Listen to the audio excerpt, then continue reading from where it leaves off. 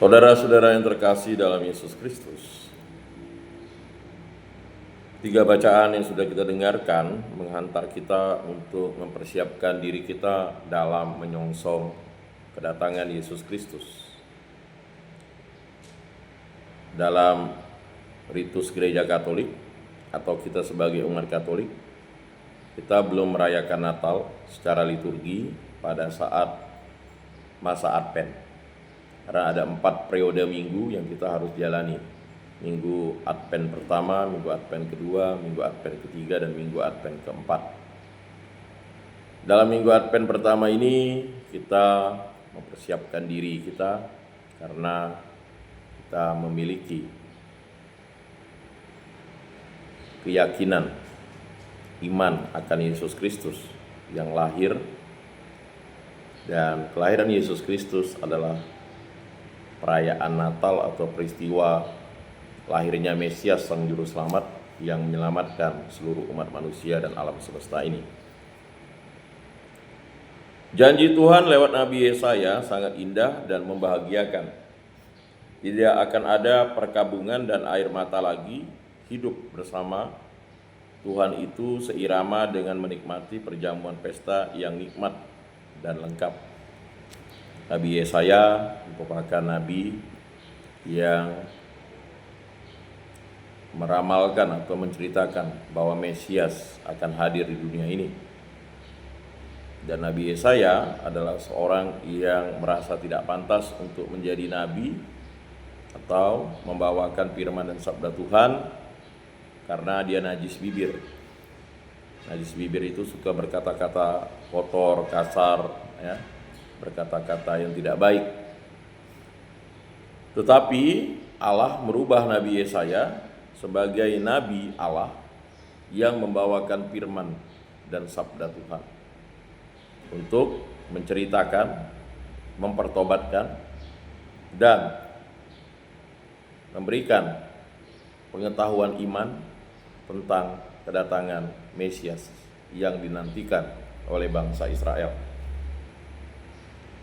Di Gunung Sion, Tuhan semesta alam akan menghidangkan bagi segala bangsa suatu jamuan dengan masakan mewah. Jadi Yesaya mengumpamakan undangan Tuhan itu seperti pesta. Maka dia mengatakan Tuhan itu semesta alam. Sebelum masuk ke minggu Advent pertama, kita merayakan hari raya Yesus Raja semesta alam. Dan Yesaya menyampaikan itu bahwa Tuhan semesta alam. Jadi yang menciptakan semesta ini adalah Tuhan. Dan yang kita kenal adalah Yesus Kristus. Jadi sebagai orang Kristen, sebagai orang Katolik, kita tahu siapakah Tuhan itu. Bagi orang yang bukan beriman Kristen atau tidak beriman Katolik, dia tidak akan bisa mengerti bahwa Yesus itu adalah Tuhan. Dia selalu mengatakan bahwa Yesus itu nabi, Yesus itu manusia. Itu bagi orang yang tidak mengimani Yesus sebagai Tuhan dan Juru Selamat. Bagi kita yang sudah dibaptis sebagai orang Kristen, orang Katolik udah pasti orang Kristen ya. Orang Kristen belum tentu Katolik kalau untuk era sekarang. Ya. Jadi harus dipahami itu. Ya.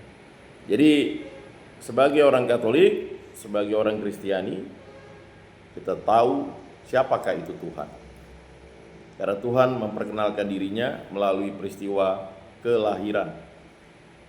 Dia melawat umatnya. Dia lahir merendahkan diri, padahal dia sang pencipta. Dia bisa saja simsalabim, ya kan? Dia bisa menjadi apapun. Dia menciptakan seluruh alam semesta. Tetapi mengapa dia dikandung oleh Roh Kudus dan dilahirkan oleh perawan Maria? Itu adalah misteri agung yang diungkapkan kepada kita bahwa Allah merendahkan dirinya sebagai manusia sama seperti kita. Dan ketika dia lahir di kandang binatang, kandang domba. Ya, sebagus-bagusnya kandang, ya kan? Bagaimanalah kandang, ya? Lalu dia ditempatkan di palungan. Palungan itu tempat makan binatang, tempat makan domba, kambing, lembu, atau tempat makan babi lah kalau kita tidak melihara kambing domba kan. Nah, Nabi Yesaya menjelaskan di Gunung Sion itu artinya di gunung Tuhan. Sion itu adalah suatu kota, ya, dilambangkan dengan Sion atau kerajaan Allah. Tuhan semesta alam akan menghidangkan bagi segala bangsa suatu jamuan dengan masakan mewah. Jamuan, pesta. Pesta yang kita nikmati setiap minggu adalah misa. Ya, itulah pesta. Ya kan? Maka dalam menghadapi pesta itu kita harus mengikuti perintah gereja. Siapa kepala gereja? Yesus Kristus. Perintah gereja yang pertama, rayakanlah hari raya yang disamakan dengan hari Minggu. Yang kedua, hadapilah misa kudus pada hari Minggu dan pada hari raya yang diwajibkan, dan jangan melakukan perbuatan yang dilarang. Dua perintah gereja itu berarti kita harus merayakan pesta. Maka pada hari Minggu kita wajib ke gereja karena kita dihidangkan, ya, masakan mewah. Ya. Tubuh dan darah Kristus itu adalah Yesus sendiri. Ingat, sakramen Ekaristi, Tuhan yang hadir untuk memberikan tubuh dan darahnya bagi kita. Itulah masakan yang mewah. Dengan anggur yang tua benar, suatu jamuan dengan lemak dan sumsum, dan dengan anggur tua yang disaring endapan, darah Kristus. Maka kalau kita misa di gereja Katolik, ya, dibagi 4 tahap atau 4 bagian: ritus pembukaan, lalu liturgi sabda atau ibadat sabda, lalu liturgi Ekaristi, ibadat Ekaristi, dan, ya, ritus penutup. Nah, itu komplitnya, ya. Nah, luar biasa sekali kan dengan anggur yang tua. Anggur tuh semakin tua tuh semakin nikmat, ya, karena dari hasil fermentasi buah anggur mendapat saripatinya, kemudian dijadikanlah minuman anggur. Ya. Jadi Yesaya tuh mengibaratkan itu, bahwa misa yang kita hadiri itu wajib kita hadiri. Ya. Jadi itu adalah pesta yang mewah dengan anggur yang tua, suatu jamuan dengan lemak dan sumsum, dan dengan anggur tua yang disaring endapannya. Jadi jamuan dengan lemak dan sumsum. Lemak dan sumsum itu apa? Ya, itulah firman dan sabdanya yang berasal dari Allah sendiri dan digenapi dengan darah putranya Yesus Kristus yang tercurah di kayu salib. Di atas gunung itu Tuhan akan mengoyakkan kain kabung yang diselubungkan kepada segala suku, dan tudung yang ditudungkan kepada segala bangsa.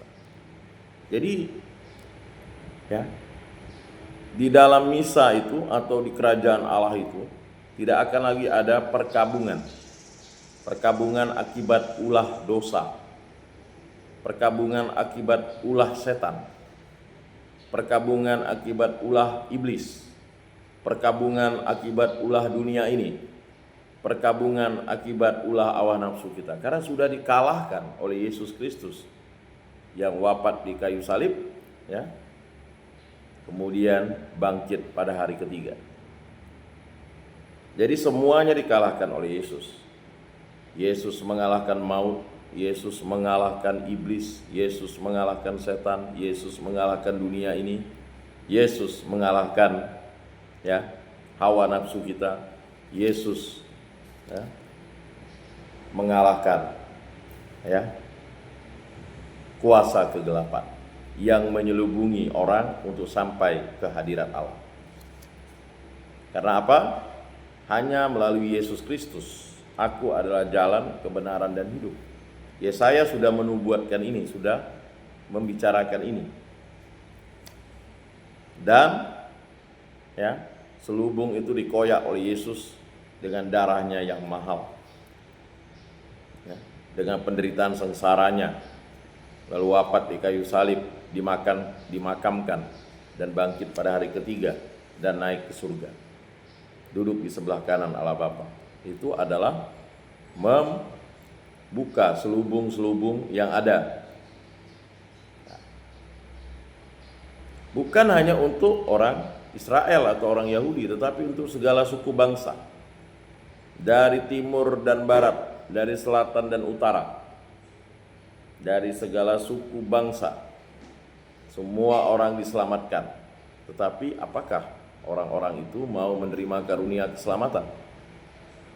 Ya, karena memiliki kehendak bebas, manusia itu bebas berpikir, tetapi harus bertanggung jawab. Bebas bertindak, tetapi harus bertanggung jawab. Ya, kalian merasakan ketidakbebasan. Ya, ada suatu filsafat. Ya, kebebasan itu adalah ketidakbebasan. Ketidakbebasan itu adalah kebebasan. Ya kan? Paham kalian? Kebebasan adalah ketidakbebasan. Ya kan? Ya, kebebasan adalah ketidakbebasan. Kalau kalian bebas nanti kan kalian harus diatur, ya, harus bekerja, mau makan ya harus bekerja dengan baik dan benar, bukan mencuri, ya, bukan meminta-minta mengemis kan? Kan kebebasan adalah ketidakbebasan kan? Karena kalian harus diatur, ya, mau ngelamar kerja harus tamat SMA minimal, punya ijazah, kalau tidak pun bekerja apapun harus memiliki keterampilan kan? Sedangkan ketidakbebasan adalah kebebasan. Di tempat ini kalian diberi makan, ya, bebas untuk bermain, berbicara, berkomunikasi, kan bebas di sini. Tidak ada kan sekat-sekat, tetapi yang bertanggung jawab kan. Ya. Diajar kerja, diajar untuk ya melakukan sesuatu yang baik. Ya. Kalian dikasih makan kan 3 kali sehari, ya. Betul kan? Tapi nanti sudah keluar, kalian harus bekerja memenuhi itu. Maka kebebasan adalah ketidakbebasan. Ketidakbebasan itu adalah kebebasan. Ya di sini kan kalian, ya, yang mengaturnya adalah sistem di tempat ini kan. Ya cukup kalian ikut aturan kan. Tapi kalau nanti di luar sana, jika kalian bebas, ya tidak bebas kalian. Ya.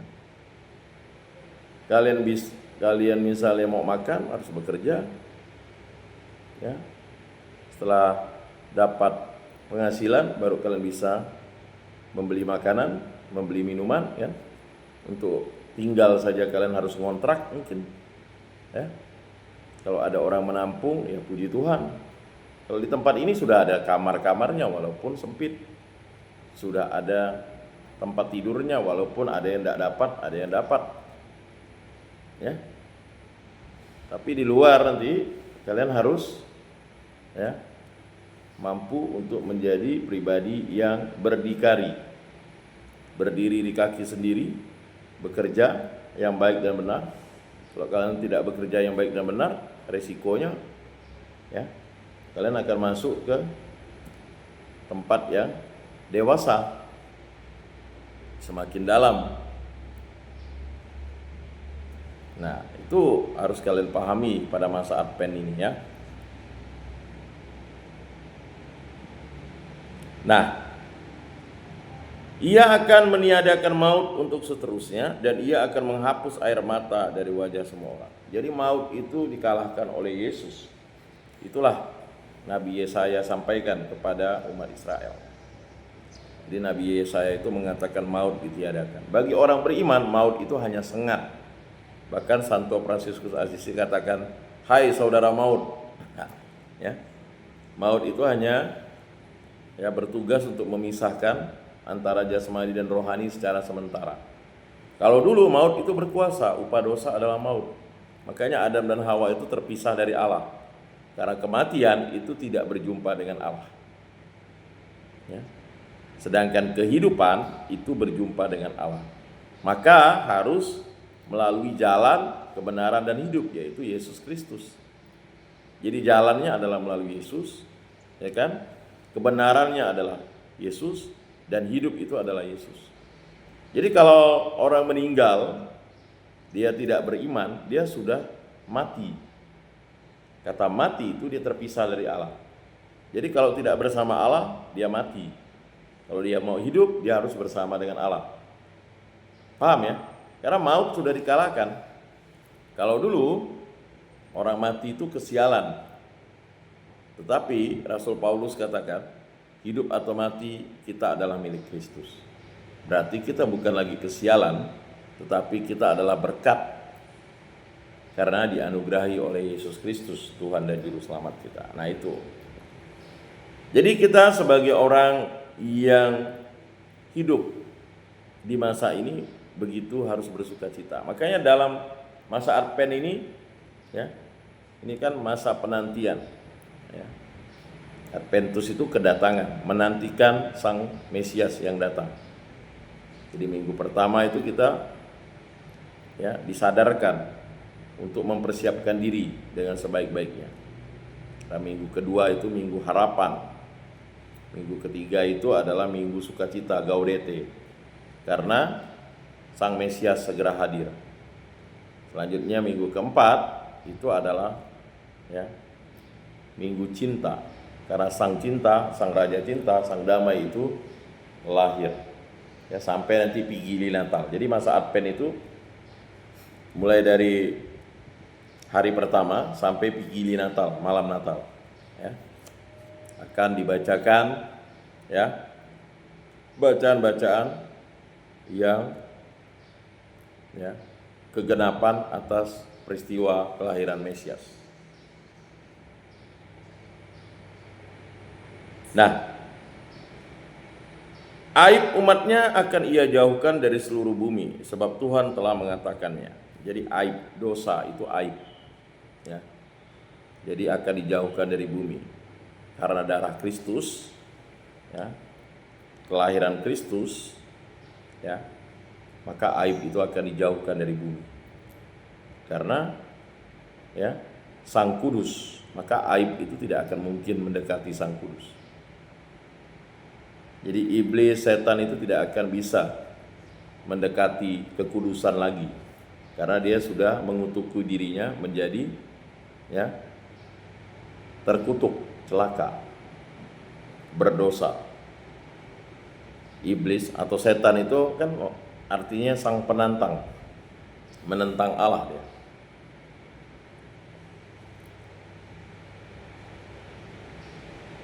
Nah, jadi aib umatnya ia jauhkan dari seluruh bumi, sebab Tuhan telah mengatakannya. Pada hari itu orang akan berkata, sesungguhnya inilah Allah kita, yang kita nanti-nantikan supaya menyelamatkan kita. Iya. Jadi Yesaya menubuatkan itu kepada bangsa Israel, bahwa Yesus adalah Allah kita. Maka ketika imam atau uskup mengangkat ya hosti itu, kita harus melihat. Maka di dalam hati kita berdoa, Tuhanku, Allahku, yang begitu ya. Ketika mengangkat piala, ya, Yesus Kristus, kasihanilah aku, Tuhanku, Allahku, kan begitu. Jadi barang siapa yang tidak percaya Yesus sebagai Tuhan dan Juru Selamat, barang siapa yang tidak percaya Yesus sebagai Tuhan dan Allah, ya, sama seperti bacaan kemarin, barang siapa yang percaya dan dibaptis, dia akan diselamatkan, tetapi barang siapa yang tidak percaya, dia akan dihukum. Berbahagialah kita yang sudah dibaptis dan percaya. Maka jangan sampai sudah dibaptis lalu kita tidak percaya, berarti kita ya berdosa. Dibaptis harus percaya, wajib percaya. Kalau tidak percaya lalu kita tidak bertobat, berarti kita menghujat Roh Kudus. Jadi firman dan sabda Tuhan itu ya adalah berasal dari Allah sendiri, yang harus kita amini, yang kita yakini dan kita percaya karena kita dibaptis. Ketika kita dibaptis, kita menjadi putra putri Allah, diangkat oleh Yesus sebagai putra putri Allah. menjadi murid-murid Kristus, ya. Menjadi murid-murid Kristus kita harus mewartakan sukacita. Maka sudah sepatasnya kita menyampaikan selamat memasuki masa Advent, minggu pertama, ya, sebagai suatu bentuk bahwa kita menantikan kedatangan Sang Mesias, Sang Juru Selamat.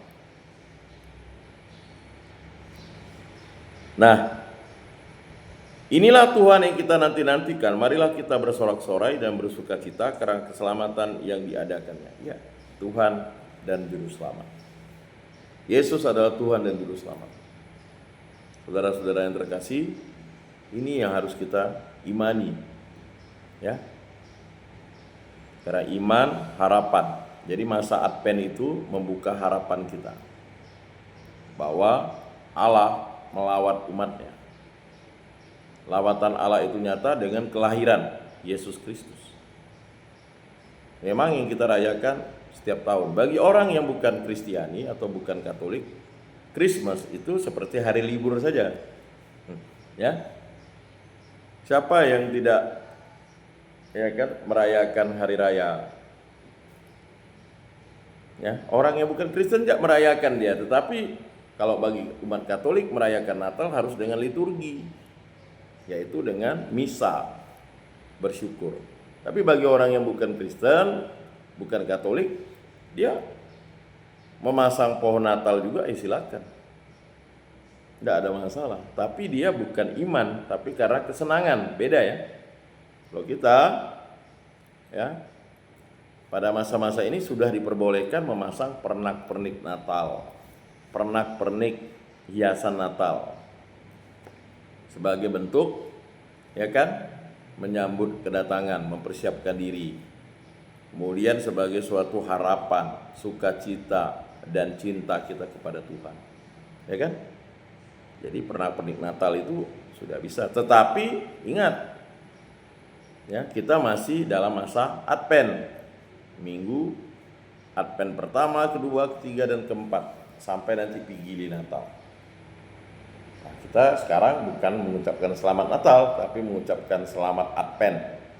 Memang agak jarang sih kan, karena kita sudah memasuki masa Advent. Nah, kalau ada pernak-pernik Natal ini sudah boleh dipasang, ya. Kalau ada pohon Natal, ya, sudah mulai dipasang, ya kan. Tetapi bukan merayakan Natal, ingat ya. Kita masih berada pada masa Advent, ya, di mana umat Katolik itu merayakan Natal secara liturgis itu, ya, sesuai dengan kalender liturgi. Hari Natal itu tanggal 25 Desember. Nah, malam Natal itu adalah merayakan Vigili Natal. Setelah Vigili Natal barulah, ya, kita merayakan Natal. Makanya suatu kepantasan tuh kita merayakan malam Natal, merayakan hari Natal, kan begitu. Karena masa Advent 4 minggu itu sudah kita lewati. Nah, itu harus dipahami ya. Jadi sebagai orang Katolik. Nah, kalau ada kawan-kawan kita yang Kristen Protestan mau ngajak kita merayakan Natal, ya, kita menghormati, ya silakan saja. Tetapi kita masih merayakan masa Advent. Paham ya? Kalau secara liturgis. Ingat, perayaan Natal itu bagi kita Katolik itu adalah merayakan Natal secara liturgi. Jadi yang paling utama itu adalah kita datang misa ke gereja, bukan kunjungan ke rumah-rumah. Itu bagian dari kita adalah membagikan kasih, belas kasih. Tetapi yang paling utama itu kita datang ke gereja untuk merayakan misa, baik malam Natal maupun hari Natal, ya. Ingat itu ya. Nanti kalian bebas. Bagi yang beberapa kali mengatakan dia tidak merayakan malam Natal dan hari Natal, ya, harus bertobat, jadi mengajak. Bukan dengan misalnya merayakan Natal lalu tidak ke gereja, itu dosa berat. Bagi orang Katolik wajib merayakan Natal itu dengan datang ke gereja, ya. Setelah itu kalau memang di rumah ada makanan, masakan, mau dihidangkan bersama keluarga, bersama tetangga, bersama keluarga, mengundang orang dan sebagainya, silakan. Nah, itu adalah ya tradisi yang berkembang. Kalau di Kalimantan Barat rata-rata kalau di kampung mungkin tanggal 25, 26 saja 2 hari, ada yang 25, ya itu terserah. Tapi kalau di kunjung mengunjung tuh masih sampai tahun baru nantinya, silakan saja kan. Karena ada oktav Natal namanya. Jadi dari tanggal 25 nanti 26 oktav Natal ya, terus kan. Nah, disitulah kita merayakan Natal dan sampai ditutup dengan ya Epipani atau pesta tiga raja. Ya. Setelah itu kita masuk ke masa biasa lagi. Tetapi pada sekarang ini adalah masa Advent. Makanya Yesaya mengingatkan janji-janji yang dinubuatkan melalui Yesaya, janji-janji Allah. Sebab tangan Tuhan akan melindungi gunung ini. Jadi tangan Tuhan akan melindungi gunung ini, artinya gunung itu adalah tempat tertinggi ya di suatu daratan, ya kan? Kalau bukit kan masih di bawah gunung di daerah itu. Jadi kata gunung itu ketika Musa ya berjumpa dengan Allah itu di gunung. Yesus menampakkan kemuliaannya juga di atas gunung. Jadi gunung itu adalah tempat tinggi yang bisa dilihat oleh apapun, dan disitulah kemuliaan Allah itu bertahta. Nah, itulah kota Sion, kerajaan Allah yang digambarkan di dalam perjanjian lama.